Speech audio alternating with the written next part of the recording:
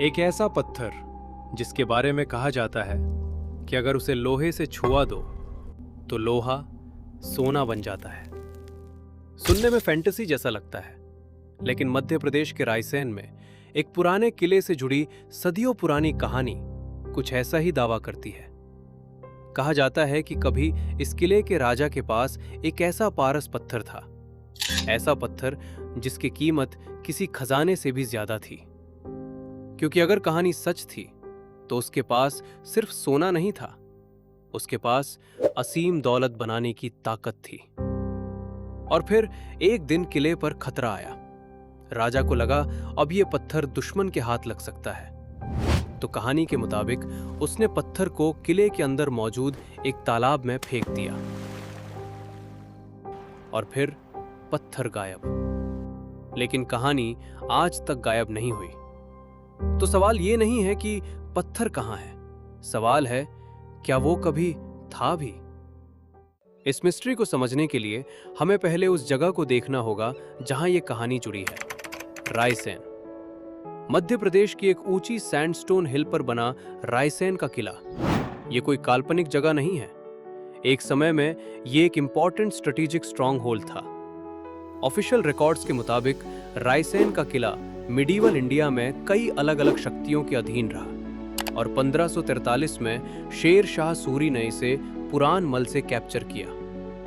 किले के अंदर महल हैं, मंदिर हैं, एक मस्जिद है, पुराने रिजर्वर्स और स्टेप वेल्स हैं। यानी किला रियल है, उसका इतिहास रियल है। लेकिन जिस चीज ने इसे मिस्ट्री बना दिया वो है पारस पत्थर। रायसेन के पारस पत्थर की कहानी के कई वर्जन्स मिलते हैं। एक पॉपुलर लोकल ट्रेडिशन कहती है कि राजा के पास एक ऐसा पत्थर था जो लोहे को सोने में बदल सकता था। फिर जब किले पर खतरा आया, राजा ने उसे दुश्मन से बचाने के लिए एक तालाब में फेंक दिया। बाद में उसे खोजने की कोशिशें भी की गई, लेकिन कुछ नहीं मिला। और धीरे धीरे एक राजा की कहानी एक किले की कहानी बन गई और फिर एक लोकल मिस्ट्री। लेकिन यहां हमें एक चीज साफ रखनी होगी, लेजेंड और हिस्ट्री एक ही चीज नहीं है। किले का इतिहास डॉक्यूमेंटेड है, लेकिन पारस पत्थर के एग्जिस्टेंस का कोई वेरीफाइड आर्कियोलॉजिकल एविडेंस नहीं मिला। और यहीं से कहानी इंटरेस्टिंग हो जाती है, क्योंकि सवाल अब ये नहीं है पत्थर कहां है, सवाल है लोगों ने ऐसे पत्थर की कल्पना की ही क्यों। क्योंकि पारस पत्थर का आइडिया सिर्फ रायसेन तक सीमित नहीं था। सदियों पहले भारत में ऐसी एल्केमिकल ट्रेडिशंस मौजूद थीं जिनमें मेटल्स, मिनरल्स और मर्क्यूरी पर अलग अलग प्रोसेसेस का वर्णन मिलता है। इन्हें ब्रॉडली रसशास्त्र और इंडियन एल्केमी से जोड़ा जाता है। और यहाँ कहानी अचानक एक अलग डायरेक्शन लेती है।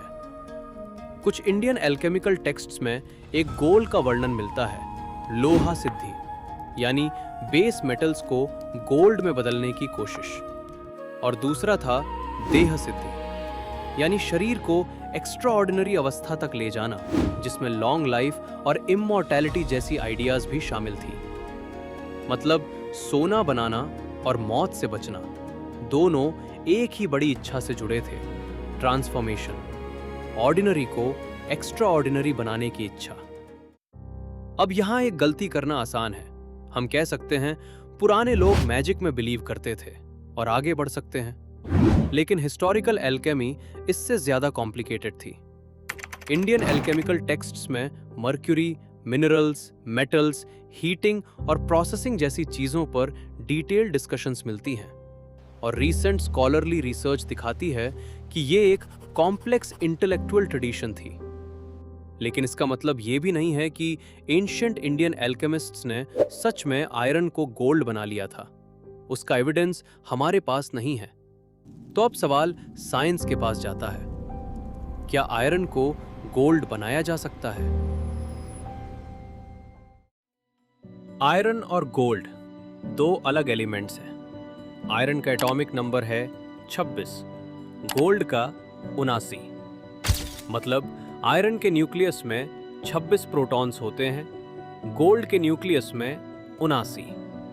तो अगर आयरन को गोल्ड बनाना है आप सिर्फ उसके ऊपर कोई केमिकल नहीं डाल सकते, आपको उसके न्यूक्लियस को बदलना पड़ेगा। और ये केमिस्ट्री नहीं है, ये है न्यूक्लियर फिजिक्स। इस प्रोसेस को कहते हैं ट्रांसम्यूटेशन। और इंटरेस्टिंग बात यह है कि मॉडर्न साइंस में एलिमेंटल ट्रांसम्यूटेशन पॉसिबल है। लेकिन अब आता है इस कहानी का सबसे अनएक्सपेक्टेड पार्ट।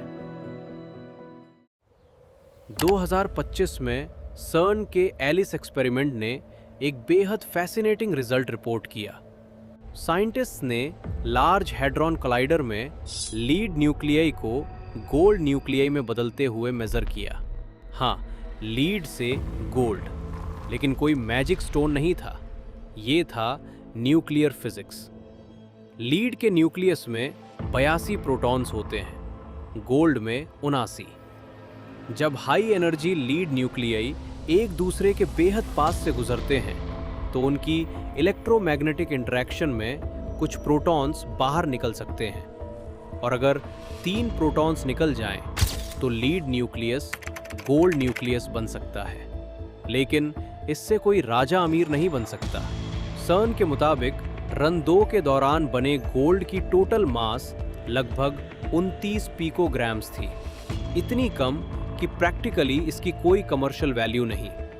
और ये गोल्ड न्यूक्लियाई भी स्टेबल ट्रेजर की तरह नहीं बचते, वे आगे जाकर दूसरे पार्टिकल्स और न्यूक्लियाई में टूट जाते हैं। तो साइंस ने एक तरह से पुराने एल्केमिकल ड्रीम को छुआ जरूर, लेकिन पत्थर से नहीं। अब हमारे पास 3 अलग चीजें हैं। एक तरफ राइसेन की लेजेंड, दूसरी तरफ इंडियन एल्केमिकल ट्रेडिशंस और तीसरी तरफ मॉडर्न न्यूक्लियर फिजिक्स। साइंस ने यह साबित किया है कि एलिमेंट्स को न्यूक्लियर रिएक्शंस के जरिए एक दूसरे में ट्रांसफॉर्म किया जा सकता है। सर्न ने लेड से गोल्ड न्यूक्लियाई बनने को एक्सपेरिमेंटली मेजर भी किया, लेकिन इसका मतलब ये नहीं है कि राइसेन का पारस पत्थर सच था। उसके एग्जिस्टेंस का कोई वेरीफाइड साइंटिफिक या आर्कियोलॉजिकल प्रूफ नहीं है। और शायद यही इस कहानी का सबसे ऑनेस्ट आंसर है, हमें नहीं पता। लेकिन अगर पत्थर का प्रूफ नहीं है तो फिर इंसान ने ऐसे पत्थर का सपना इतनी बार क्यों देखा? क्योंकि गोल्ड सिर्फ एक मेटल नहीं था। गोल्ड मतलब वेल्थ, पावर, सिक्योरिटी, स्टेटस और शायद कंट्रोल। ऐसी दुनिया में जहां बीमारी को रोकना मुश्किल था, जहां उम्र को रोकना इम्पॉसिबल था और जहां युद्ध कभी भी सब कुछ छीन सकता था, एक ऐसा पत्थर जो ऑर्डिनरी आयरन को गोल्ड बना दे सिर्फ वेल्थ का शॉर्टकट नहीं था, वो एक आइडिया था कि शायद इंसान नेचर की लिमिट्स को भी बदल सकता है। और शायद इसी वजह से गोल्ड बनाने की इच्छा के साथ इमॉर्टैलिटी की इच्छा भी दिखाई देती है। एक ही सपना, ऑर्डिनरी से एक्स्ट्रा ऑर्डिनरी बनने का। तो क्या राइसेन का पारस पत्थर रियल था? सबसे ऑनेस्ट आंसर है, हमें नहीं पता। राइसेन का किला रियल है, उसका हिस्ट्री डॉक्यूमेंटेड है। पारस पत्थर की कहानी एक लोकल ट्रेडिशन के रूप में मौजूद है। इंडियन एल्केमिकल टेक्स्ट्स में मेटल ट्रांसफॉर्मेशन और गोल्ड प्राप्त करने के गोल्स मिलते हैं। और मॉडर्न साइंस न्यूक्लियर रिएक्शंस के जरिए एक एलिमेंट को दूसरे में बदल सकती है। लेकिन इन सबको जोड़कर ये कहना कि इसलिए राइसेन का पत्थर सच था, एक ऐसा कंक्लूजन होगा जिसका हमारे पास एविडेंस नहीं है। और शायद पारस पत्थर का सबसे बड़ा मिस्ट्री उसका मिलना नहीं है, बल्कि उसका सपना। क्योंकि सदियां बदल गई, राजा चले गए, किले पुराने हो गए, लेकिन इंसान की एक इच्छा आज भी वही है, कुछ ऐसा खोजने की जो ऑर्डिनरी को एक्स्ट्रा ऑर्डिनरी बना दे। पहले हमने उसे एक पत्थर में खोजा, आज कभी साइंस में, कभी टेक्नोलॉजी में, और शायद कभी कभी अपने अंदर। शायद पारस पत्थर कभी था ही नहीं, लेकिन उसे खोजने का सपना हमेशा से था, और शायद आज भी है। तो ये पारस पत्थर की मिस्ट्री हम यहीं पर एंड करते हैं। आपको क्या लगता है इस बारे में? Please let me know in the comments. और इस पत्थर की तरह हमारी लाइफ में भी सबकी प्रॉब्लम्स होती हैं। इस पर मेरी एक लेटेस्ट वीडियो है जो आपको बहुत पसंद आएगी। अगर जानना है उसमें क्या है तो वो आपको स्क्रीन पर दिख रही होगी। Please check it out. अगर आपको ये वीडियो अच्छी लगी हो तो प्लीज लाइक, शेयर और सब्सक्राइब कर देना। और मैं मिलूंगा आपको नेक्स्ट वीडियो में। तब तक के लिए गुड बाय।